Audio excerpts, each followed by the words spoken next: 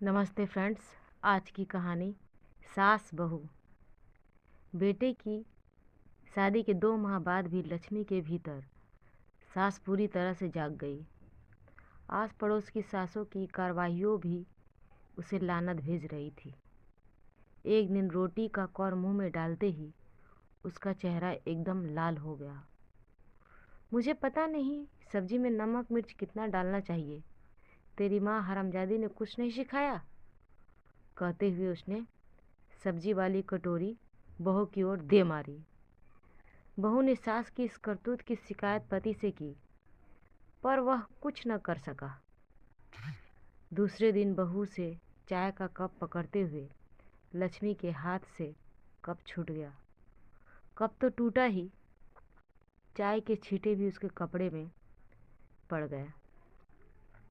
तुझे जरा भी ढंग से काम करना नहीं सिखाया तेरी माँ ने, कंजरी ने, कहते हुए उसने एक थप्पड़ बहू की गाल में जड़ दिए। थप्पड़ की आवाज़ आसपास के घरों तक पहुंची। लक्ष्मी का सर गर्व से ऊंचा हो गया। उस शाम बहू ने इस घटना की जानकारी पति व ससुर दोनों को दी। उसका स्वभाव थोड़ा गर्म है, समझा देंगे, कहते हैं। अतिरिक्त ससुर कुछ ना बोल कर सका। तीसरे दिन सास का साहस और बहुत बढ़ गया था।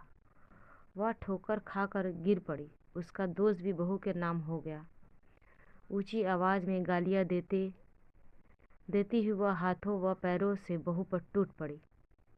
वह पैरों से बहू पर टूट पड़ी।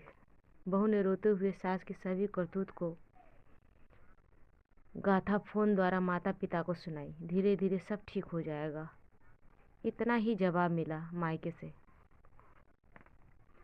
अगले दिन सास ने बहाना बनाकर मारने के लिए हाथ उठाया था कि बहू ने उसका बाजू पकड़ लिया और साथ ही सास की गाल पर इतने जोर का थप्पड़ मारा कि आवाज़ 3 घर तक सुनाई दी। सास की बाजू मरोड़ते हुए वह ऊंची आवाज़ में बोली, इस थप्पड़ की चेतावनी समझना, अब या तो माँ बनकर रहना या फिर बहू। अगर सास बनने की कोशिश की तो तेरा सासपना गली के बीच खड़ी करके निकाल दूंगी। उस दिन से घर में ही नहीं, आस पड़ोस में शांति छा गई।